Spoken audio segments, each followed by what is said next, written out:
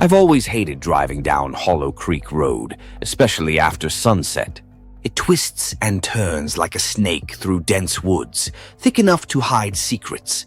Secrets no one in our sleepy town wants to talk about. And yet, here I am, alone behind the wheel, headlights barely piercing through thickening fog. Tonight is worse. It feels heavier somehow.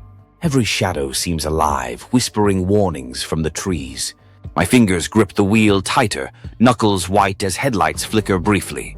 My pulse quickens. Just faulty wiring, I murmur to myself, hoping the sound of my voice will ease the creeping dread. As I round another bend, something darts across the road, too quick for me to see clearly.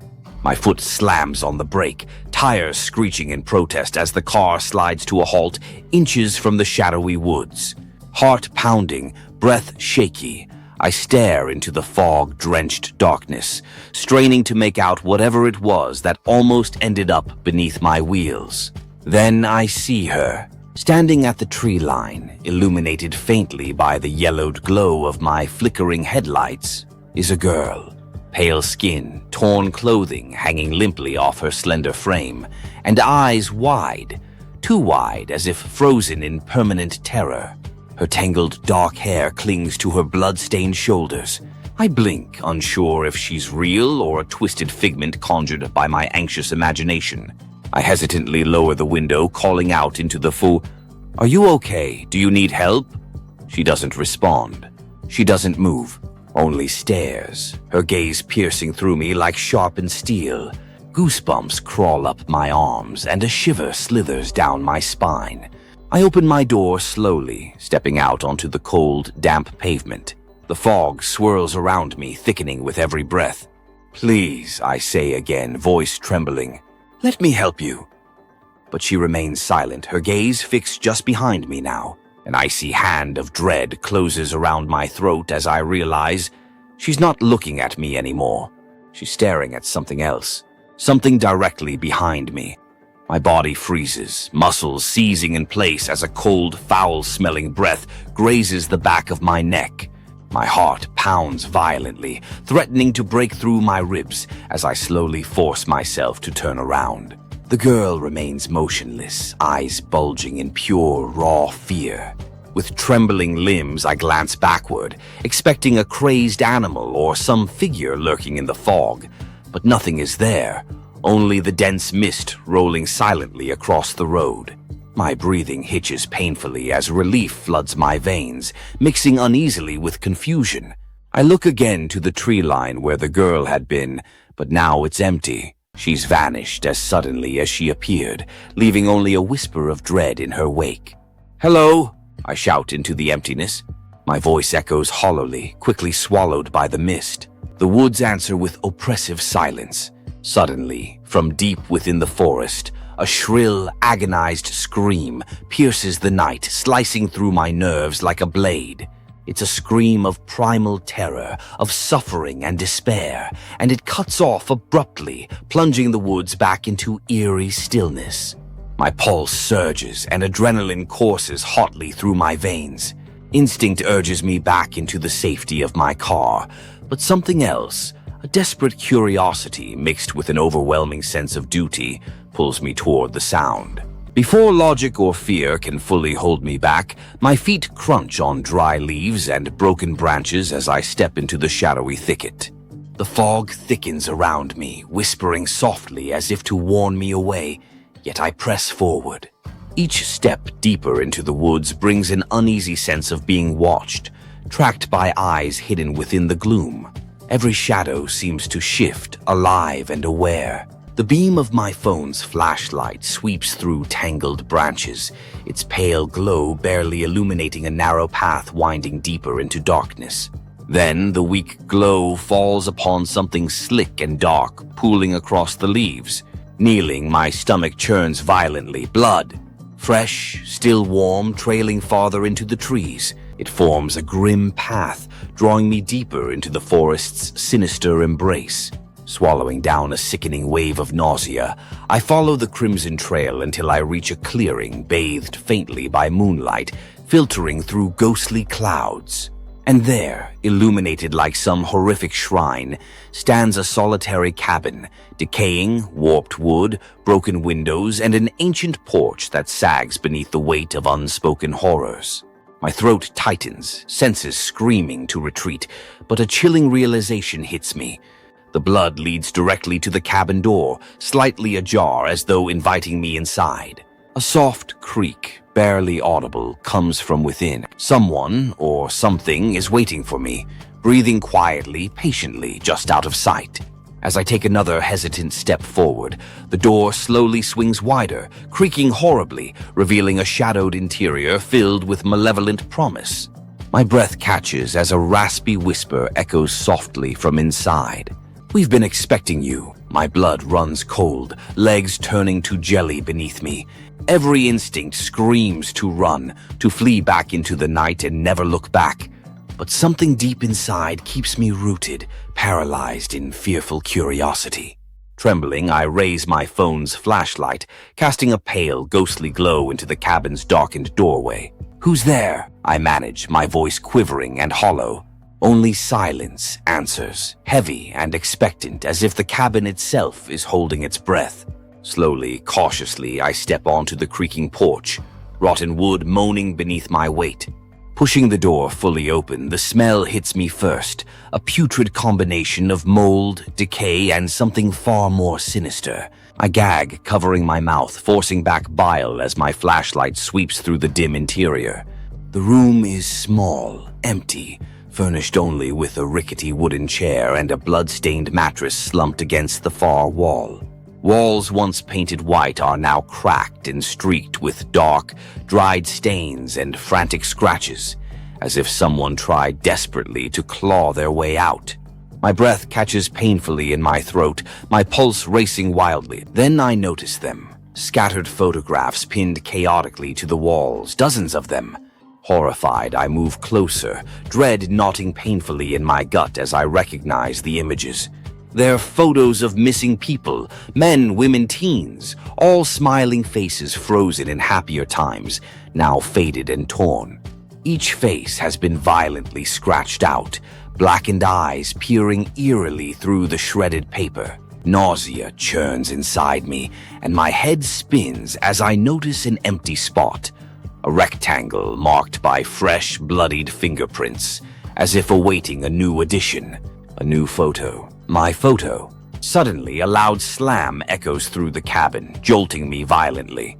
The front door has slammed shut, trapping me inside. Panicked, I lurch toward it, desperately twisting the rusty knob, but it won't budge, sealed tight as if nailed shut from outside. Heavy footsteps begin pacing slowly above, the ceiling creaking ominously beneath each deliberate step. My heart pounds like a hammer in my chest. Someone else is here. Someone watching, waiting for the perfect moment. A raspy, guttural laughter echoes down from above, an inhuman sound that sends icy tendrils of fear cascading down my spine. My flashlight trembles, beam flickering wildly across the shadowed corners as I frantically search for another exit. Then a deafening crash explodes directly above me. Wood splinters and dust rains down as a hatch in the ceiling bursts open. Something heavy falls to the ground, landing with a sickening thud just inches away. I scream, stumbling backward as my flashlight illuminates a twisted, blood-soaked form crumpled at my feet. The girl from the road, her lifeless eyes wide open, fixed forever in silent terror.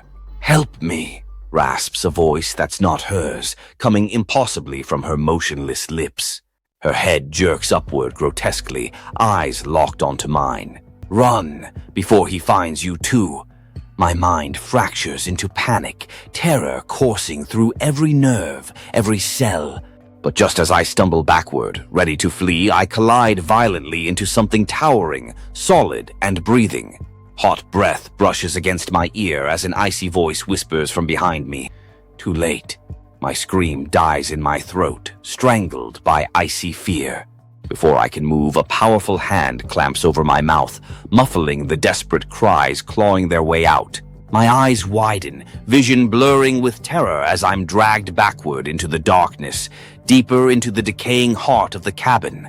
Struggling violently, I thrash against the iron grip that holds me, but my captor's strength is monstrous, inhuman. I'm tossed effortlessly into another room, my body slamming painfully onto a filthy wooden floor, slick with something wet and sticky. The smell is suffocating, metallic, rotten, and unmistakably familiar. Fresh blood. Panting, trembling uncontrollably, I push myself upright, hands slipping through pools of gore. The flashlight flickers weakly, illuminating grotesque symbols carved violently into the splintered walls, strange twisted runes surrounded by bloody handprints. My breath comes in ragged gasps as I recognize personal items scattered across the floor. Shoes, wallets, keys. Trophies from countless victims who never left these walls. Please, I choke out, tears streaming down my face. Let me go. I haven't seen anything, I swear. There's a shuffling sound behind me, slow footsteps moving closer. I whip around, frantically searching the shadows, but see nothing, only darkness staring back with mocking emptiness. That's what they all say. The voice croaks from the darkness, deep and menacing, echoing with sadistic amusement. But it's never true. You've seen plenty. A sudden, deafening scraping sound fills the room, and a section of wall slides open, revealing a hidden passageway descending into pitch-black depths. Cold, stale air rushes out, carrying with it the whispers of something ancient, something vile. Move, the voice orders from behind, harsh and unyielding. When I hesitate, paralyzed by terror, rough hands shove me forward, sending me stumbling toward the mouth of that dark tunnel. No, I whisper in desperation, but my protest is lost in the darkness.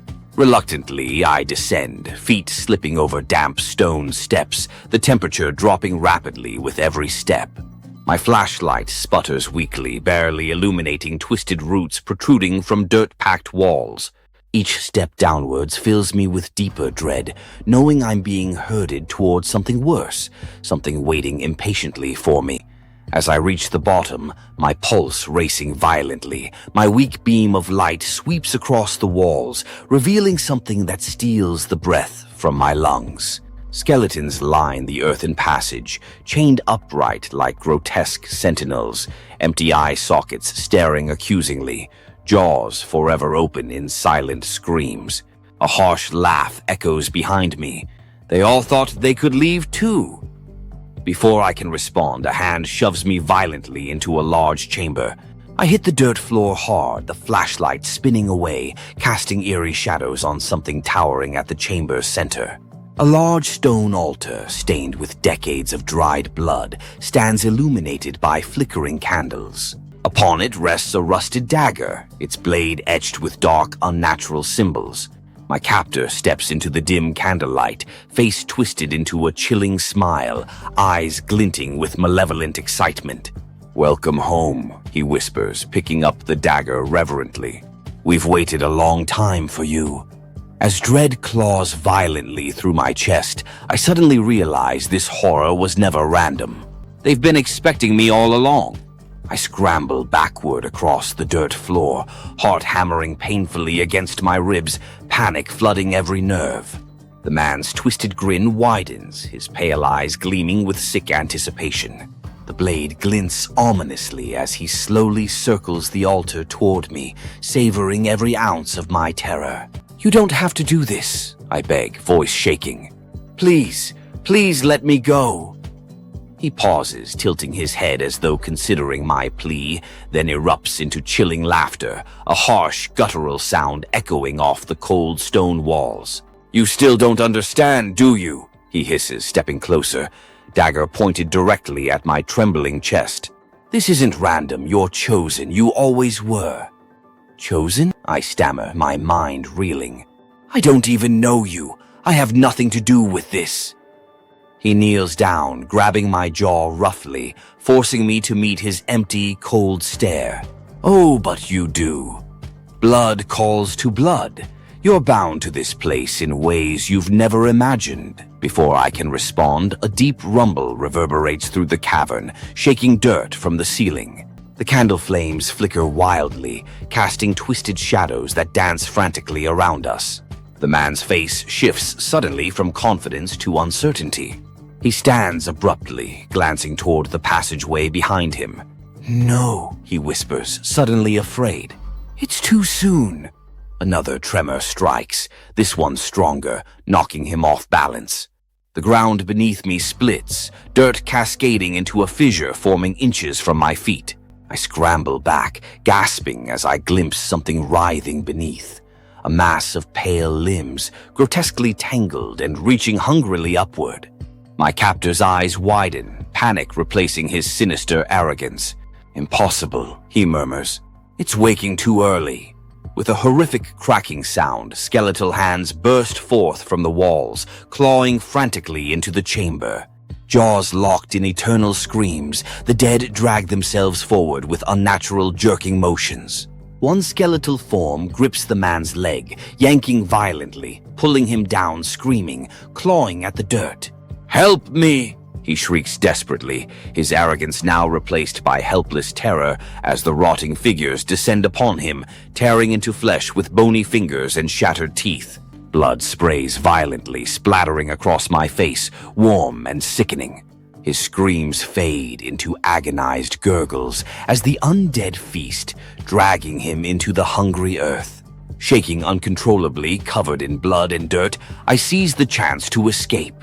Climbing frantically over splintered bones and decayed limbs, I stumble back up the narrow stone steps, lungs burning, heart nearly bursting with desperation. I race toward the hidden entrance, praying desperately for freedom. Just as I reach the opening into the cabin above, a cold hand seizes my ankle, yanking me backward.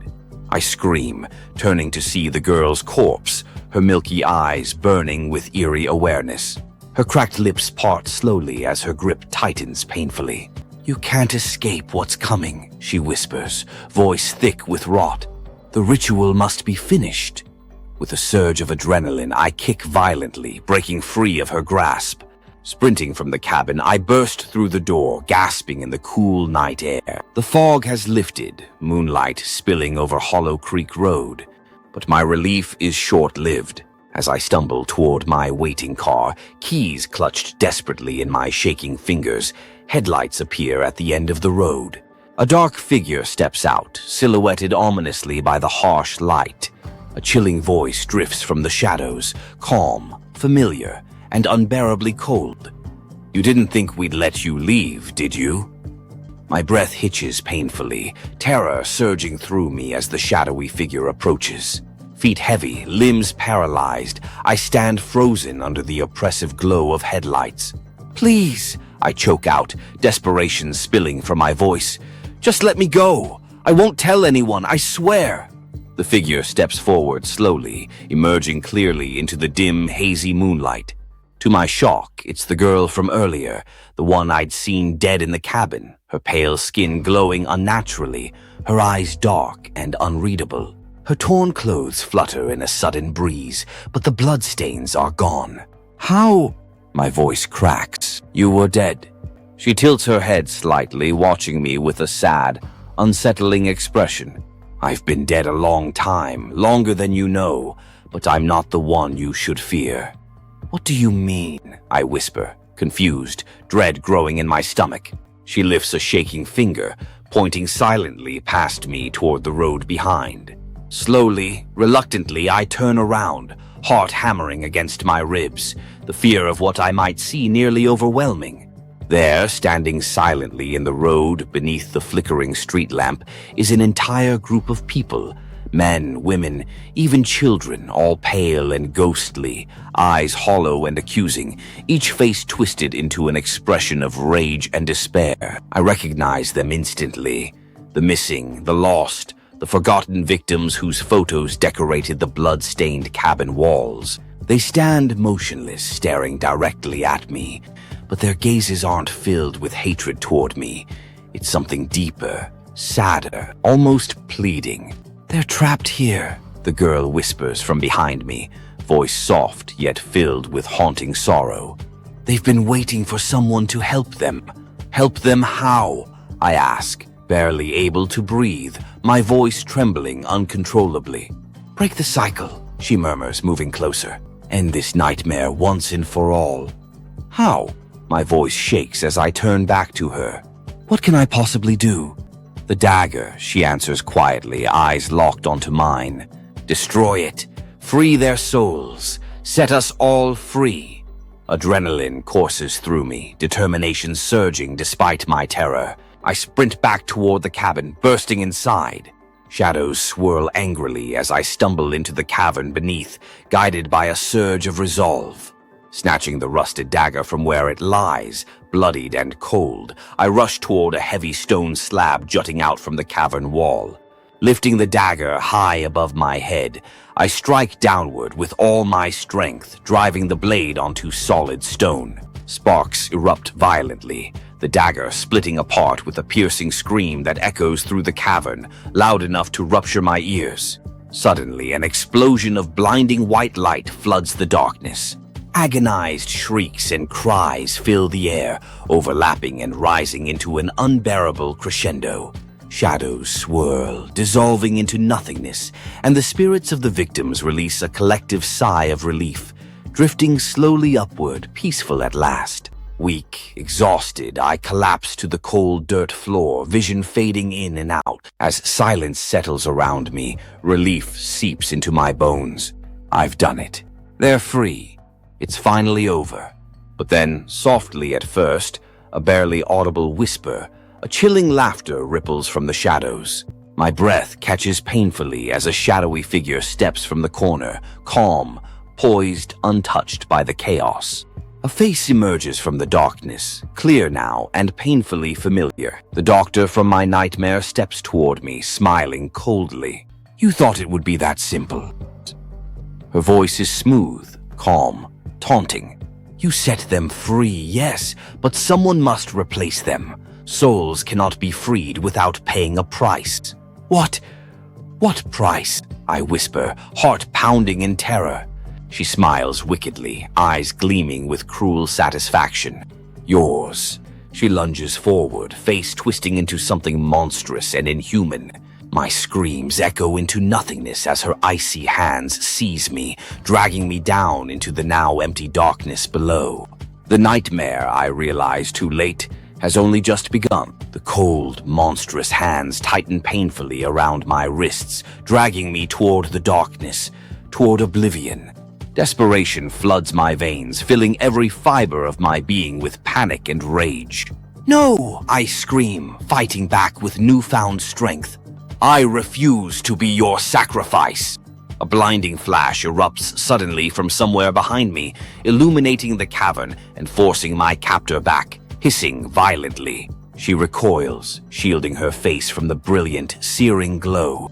From behind me, the girl from earlier, the ghostly figure who'd warned me, steps forward, bathed in ethereal light, eyes fierce and determined.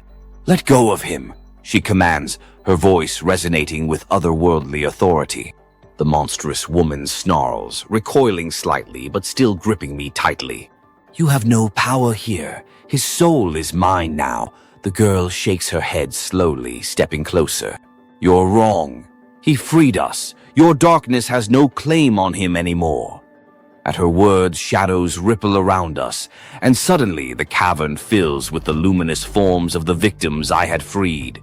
They surge forward, encircling us, eyes glowing brilliantly, defiant, powerful. The woman shrieks, her monstrous form twisting and writhing in agony beneath their collective light. Her grip loosens and I wrench myself free, stumbling forward. She collapses, dissolving into shadowy mist, consumed by the vengeful radiance of the freed spirits. Breathless, trembling, I turn toward the girl, my heart racing. "Thank you," I manage weakly. "But who are you really?" She smiles softly, her expression finally peaceful. "I was the first victim, the first soul trapped here. You freed me. You freed us all." As she speaks, the cavern shudders, walls crumbling around us. The other spirits smile faintly, nodding gratitude as they fade slowly into shimmering motes of light, drifting upward, ascending into the night sky. She is the last to leave, her sad eyes brightening with hope. "Live," she whispers gently, fading into nothingness. "And never look back." The cabin collapses entirely, burying its horrors forever beneath rubble and dirt.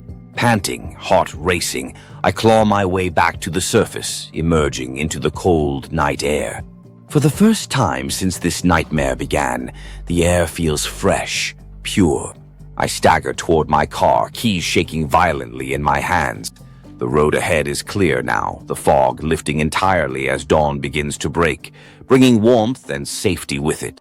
Exhausted, relieved, yet forever changed, I start the engine, heading back toward town, leaving Hollow Creek Road and its horrors behind forever.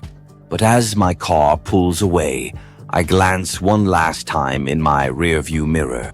At the edge of the woods, a shadow moves slowly back into the trees. A gentle whisper brushes softly against my ear, quiet yet unmistakably clear. "Thank you." And somehow, despite everything, peace finally settles over me.